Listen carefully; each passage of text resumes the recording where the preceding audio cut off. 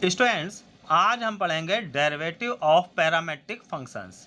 सबसे पहले आप देखते हैं कि पैरामेट्रिक फंक्शंस होते क्या हैं। तो अगर x और y किसी तीसरे वेरिएबल t के फंक्शन हैं तो ये गिवन इक्वेशन जो है वो पैरामेट्रिक इक्वेशन कहलाएगी और t जो है वो पैरामीटर कहलाएगा। अब देखते हैं इस पे, जैसे x is equal to F T means कि x जो है वो t का फंक्शन है। एग्जाम्पल देखते हैं हम, जैसे यहाँ पर x is equal to A T square दिया गया है और y जो है वो भी t का फंक्शन है, y equal to ji T, Y भी वो भी t का फंक्शन है। तो y इक्वल टू दिया गया है 2a t। तो अब है क्या स्टूडेंट, यहाँ पर x t का फंक्शन है और y भी t का फंक्शन है। तो यहाँ पर x और y दोनों तीसरे वेरिएबल t के फंक्शन हैं। तो ये जो गिवन इक्वेशंस हैं ये पैरामेट्रिक इक्वेशंस कहलाएंगी। यहाँ पर अब हमें इनको डिफरेंशिएट करके dy बाई dx निकालना है, लेकिन अभी तक हम dy बाई dx निकालते थे तो वहाँ पर y is equal to F X होता था, मीन्स कि y x का फंक्शन होता था। जैसे एक एग्जाम्पल देखिए कि अगर y equal to sine x है, यहाँ पर y x का फंक्शन है, तो हम dy बाई dx जो निकालते थे वो साइन x का डिफरेंशिएशन कर देते थे तो ये cos x आ जाता था। मतलब इधर जो मैंने लिखा है कि y अगर x का फंक्शन है तो हम dy बाई dx निकाल लेते थे आराम से। लेकिन अब यहाँ पर x t का फंक्शन है देखिए, तो हम dx बाई dt निकाल पाएंगे। ऐसे ही y जो है वो भी t का फंक्शन है तो हम dy बाई dt निकाल पाएंगे। मतलब यहाँ पर जैसे x equal to F t अगर है तो हम इससे निकाल पाएंगे dx बाई dt, और y equal to ji t है तो इससे हम निकाल पाएंगे dy बाई dt, बट हमको निकालना dy बाई dx है। तो हम ये दो डिफरेंशिएशन निकाल के इस फार्मूले को यूज़ कर लेंगे। एक नया फार्मूला जो यहाँ पे आएगा dy by dx equal to dy by dt, sorry यहाँ पे ये dt होगा, dy by dt upon dx by dt। तो हम यहाँ पर अब एक ये नया फार्मूला यूज़ करेंगे dy बाई dx के लिए। तो इतने से आप ये समझ गए होंगे कि x और y दोनों ही t के फंक्शन हैं, तो हम dx बाई dt और ये dy बाई dt निकाल लेंगे। उसके बाद इस फार्मूले को यूज़ करेंगे तो हमारा dy बाई dx निकल आएगा। अब हम आते हैं इस एग्जाम्पल पर, जैसा मैंने ये एग्जाम्पल लिखा है कि x equal to A T square. तो x equal to A T square है तो हम x को t के रिस्पेक्ट में डिफ्रेंशिएट करेंगे तो dx बाई dt आ जाएगा हमारा 2at। a यहाँ पे कांस्टेंट है, ये रखा रहेगा, t स्क्वायर का 2t हो जाएगा। और dy बाई dt निकालेंगे तो 2a कांस्टेंट ये रखा रहेगा और t का डिफ्रेंशिएशन 1 हो जाएगा तो ये केवल 2a आ जाएगा। अब हमको निकालना है dy बाई dx। अब हम dy बाई dx का ये फार्मूला यहाँ पर लिख लेंगे और इसमें हम वैल्यू पुट कर देंगे। तो dy बाई dt जो है हमारा आया है 2a upon dx by dt आया है 2at। तो यहाँ पे 2a कैंसिल होके 1 अपॉन t आ जाएगा। तो इस तरीके से ये क्वेश्चन हो गया। नेक्स्ट क्वेश्चन में आते हैं students. x equal to a cos theta और y equal to b sine theta दिया गया है। अब यहाँ पर x और y थीटा के फंक्शन हो गए हैं, तो अगर x और y थीटा के फंक्शन है तो हम यहाँ पर dx बाई डी थीटा निकालेंगे और dy बाई डी थीटा निकालेंगे। अगर t के फंक्शन है तो t के रिस्पेक्ट में डिफ्रेंशिएट करेंगे, थीटा का फंक्शन है तो थीटा के रिस्पेक्ट में डिफ्रेंशिएट करेंगे। तो यहाँ पर dx by d theta a रखा रहेगा कॉस थीटा का माइनस साइन थीटा हो जाएगा। ऐसे ही यहाँ पर जब हम dy बाई डी थीटा निकालेंगे तो b रखा रहेगा और साइन थीटा का डिफरेंशिएशन कॉस थीटा हो जाएगा। बच्चों हमको यहाँ पर वही dy बाई dx निकालना है, तो dy by dx equal to formula जो था उसमें dy by dt upon dx by dt था। तो यहाँ पे फार्मूला अब बन जाएगा dy by d theta upon dx by d theta. बस टी की जगह यहाँ पे थीटा आ जाएगा। अब d y by d theta की वैल्यू हम रख देंगे, ये आ जाएगी हमारी b cos theta upon d x by d theta की वैल्यू हमने रख दी minus a sine theta.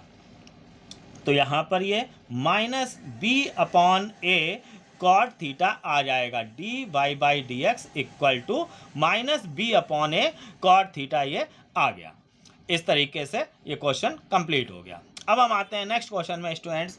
x is equal to A t minus sine t, y equal to a 1 minus cos t, find d y by d x at t equal to pi by two. यहाँ पर ये काम बढ़ा दिया गया है कि d y by d x की वैल्यू हमें t equal to pi by two पर निकालनी है। तो हम करेंगे क्या, d y by d x जैसे यहाँ पर निकाला गया अभी पिछले दो एग्जाम्पल में, हम वैसे ही निकालेंगे। बस बाद में जो यहाँ पर हमारा आंसर आएगा उसमें हम टी की जगह पाई बाई टू रिप्लेस कर देंगे और सॉल्व करके आंसर देंगे। तो यहाँ पर स्टूडेंट्स अब आप देखिए कि अगर थीटा में है यहाँ पर फंक्शन एक्स और वाई तो आंसर थीटा में आएगा, टी में है तो टी में आएगा।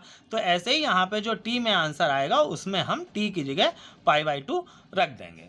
अब हम करते हैं स्टूडेंट इसको सॉल्व करना शुरू। तो d x by d t अब हम निकालेंगे। यहाँ पर देखिए फिर से ये x और y t के फंक्शन हो गए।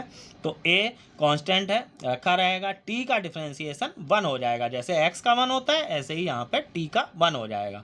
साइन t का डिफरेंशिएशन cos t हो जाएगा। तो ये dx बाई डी टी आ गया। अब dy बाई डी टी निकालेंगे, इस y को हम t के रिस्पेक्ट में डिफरेंशिएट करेंगे, a रखा रहेगा। 1 का डिफरेंशिएशन यहाँ पर 0 हो जाएगा। माइनस कॉस टी का डिफरेंशिएशन माइनस साइन टी होता है, तो ये माइनस माइनस प्लस हो जाएगा साइन टी। तो इस तरीके से ये हमारा आ जाएगा ए साइन टी। तो d x by d t और d y by d t पहले स्टूडेंट्स हम निकाल लेंगे। इसके बाद अब हम लिखेंगे d y by d x का फार्मूला और उसमें इनकी वैल्यूज़ रख देंगे। फार्मूला सेम ऐसा ही होगा, बस वहाँ पे थीटा की जगह टी होगा। तो d y by d t upon d x by d t. अब हम यहाँ पे फार्मूला लिखेंगे d y by d t upon d x by d t. तो d y by d t हमारा है a sine t upon d x by d t है a 1 minus cos T. अब ये हमारा ए कैंसिल हो जाएगा। अब हम इसको आगे सॉल्व कर लेंगे थोड़ा सा। तो साइन टी की वैल्यू हम रखेंगे 2 sine t by 2 cos t by 2 upon 1 minus cos t. हम यहाँ पे कॉस टी का ये 1 कैंसिल करने वाला फार्मूला हम यहाँ पे यूज़ करेंगे। तो फार्मूला यूज़ होगा कॉस टी का 1 minus 2 sign square T by 2। तो 1 माइनस माइनस प्लस हो जाएगा, ये 2 साइन स्क्वायर टी बाई 2। 1 हमारा ये कैंसिल हो जाएगा, फिर ये 2 कैंसिल हो जाएगा, एक साइन कैंसिल हो जाएगा। तो इस तरह से स्टूडेंट्स ये कॉस टी बाई 2 ऊपर बचेगा और नीचे साइन टी बाई 2 बचेगा। तो हमारा ये आ जाएगा cot t by 2 d y by d x हमारा इतना आ जाएगा। अब स्टूडेंट्स अगर केवल d y by d x निकालने के लिए कहा गया होता तो हम यहीं पर आंसर छोड़ देते, बट हमको क्या कहा गया है कि d y by d x, find d y by d x at t equal to pi by 2। मतलब हमें d y by d x की value t equal to pi by 2 पर निकालनी है। तो जैसा कि मैंने पहले ही स्टूडेंट्स बताया था कि आंसर टी में आएगा, उसमें हम टी की जगह ये पाई बाई 2 रिप्लेस कर देंगे। तो यहाँ पर हम कॉट टी की जगह जब हम यहाँ पे पाई बाई 2 रखेंगे और अपॉन में ये भी 2, तो इस तरीके से ये कॉट पाई बाई 4 आ जाएगा और कॉट पाई बाई 4 की वैल्यू 1 होती है। तो इस तरीके से ये हमारा क्वेश्चन सॉल्व हो गया। नेक्स्ट क्वेश्चन देखते हैं students. x is equal to a cos t plus log 10t by 2 और y equal to a sine t है। तो अब हम यहाँ पे dx बाई डी टी निकालेंगे। पहले dx by d t, a constant है, रखा रहेगा। कॉस टी का differentiation minus sine t plus log 10t by 2, इसका डिफरेंशिएशन हम इस 10t बाई 2 को एक्स सपोज करके चेन रूल से करेंगे। स्टूडेंट चेन रूल बहुत इंपॉर्टेंट है, अगर आपने अभी तक क्लियर नहीं किया है तो उसको आप डिस्क्रिप्शन बॉक्स में लिंक देख लीजिएगा और उस वीडियो को आप समझ के पढ़ के चेन रूल को बहुत अच्छे से क्लियर कर लीजिए, वरना ये बहुत दिक्कत देगा आपको आगे चल के।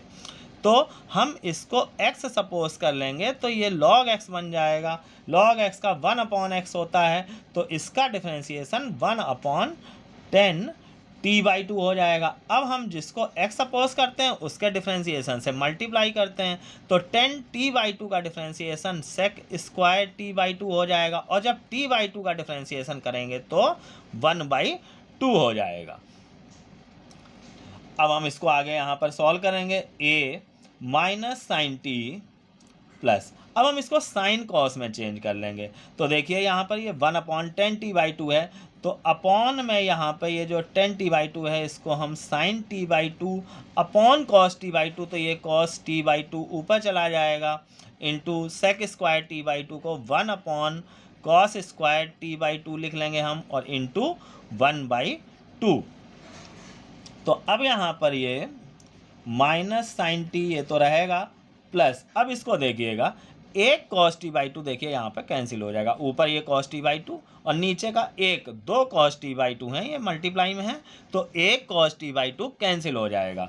तो ऊपर हमारा देखिए केवल 1 बच रहा है और नीचे ये 2 और एक साइन t/2 और कॉस t/2, इतना ये हमारा बचेगा।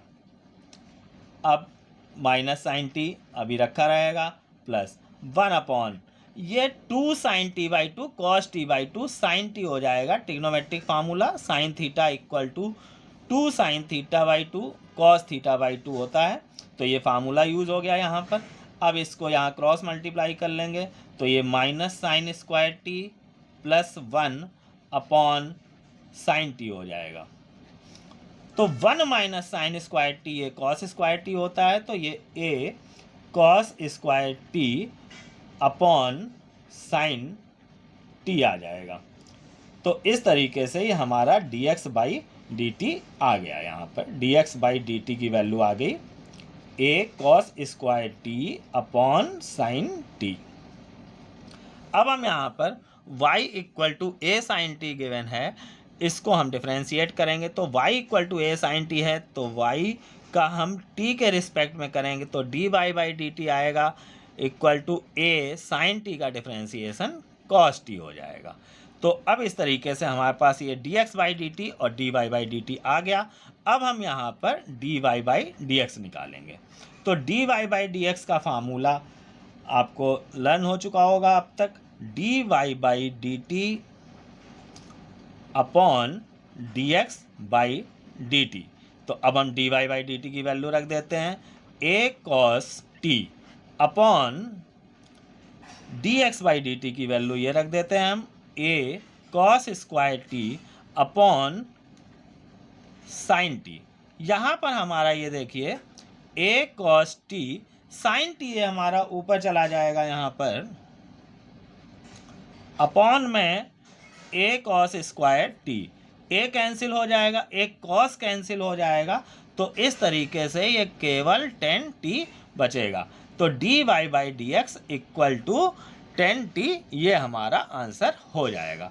स्टूडेंट्स अब इन क्वेश्चन से आप ये समझ चुके होंगे कि कैसे हम पैरामेट्रिक फंक्शंस को डिफरेंशिएट करेंगे। अब आप इनसे रिलेटेड जो भी एक्सरसाइज आपकी बुक में हो उनको आप कीजिए, बहुत आराम से ये कर सकते हैं।